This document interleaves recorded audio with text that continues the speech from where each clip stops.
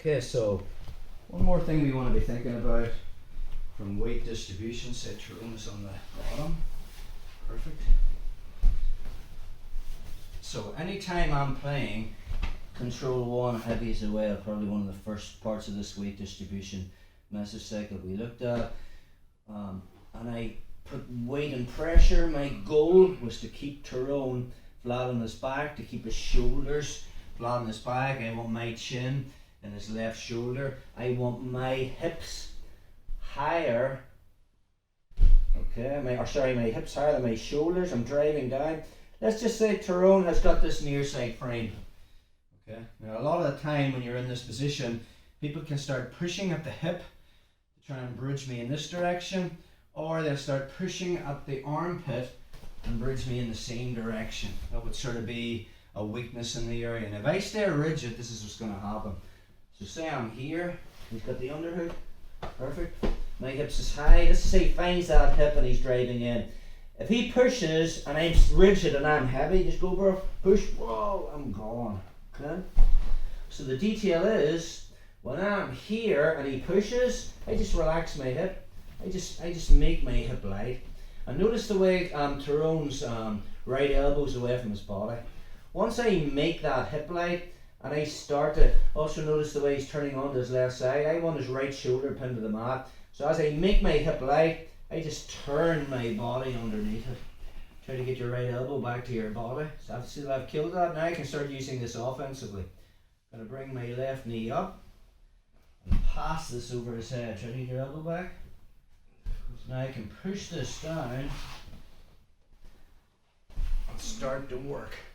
The gift wrap, start to work. Head and arm choke, some things I can do from this position. Let's look at that again. So from control one, we were here. I'm trying to flatten Tyrone out. Anytime he's using that near side frame to push in my hip, I just relax the hip. If you tense up and be heavy, you're gonna get bridged off. So just relax it, push, and now I just use weight distribution. I'm coming underneath that. Once I get my thigh underneath his right tricep, try to get your elbow back to the mat. I can use my other leg to walk it across. Keep it back now.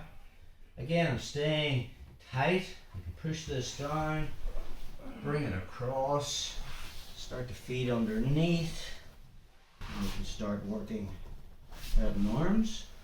That's if he's pushing on the near side hip. Another one is this Heisman. So I'm here, getting my hips higher than my shoulders. I'm bridging, putting pressure on. Now he starts to find my armpit. And I try to stay heavy, keep pushing, bro. Whoa, I'm gone. Because you're resisting it. So anytime we're here and I feel him pushing, I just relax that arm, make it go limp. Notice the way his right elbow's away from his body. Keep going, bro. Now from there, I can just turn to facing. Try to bring your elbow back to your body. Now we're into scarf hold, the soul stealer position. Let's go again one more time on that.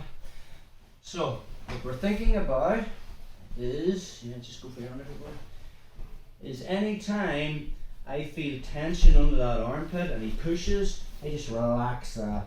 See the way now he's on the side, I'm just kind of using my weight distribution to kind of bring him back a little bit, but this arm has just went limp, push.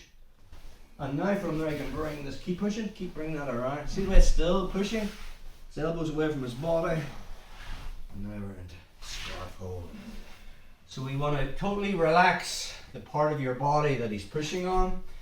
Use weight distribution to get him flat onto his back by putting your weight on that side of the body. And then fill the space so you keep the open elbow when you're straight into offense.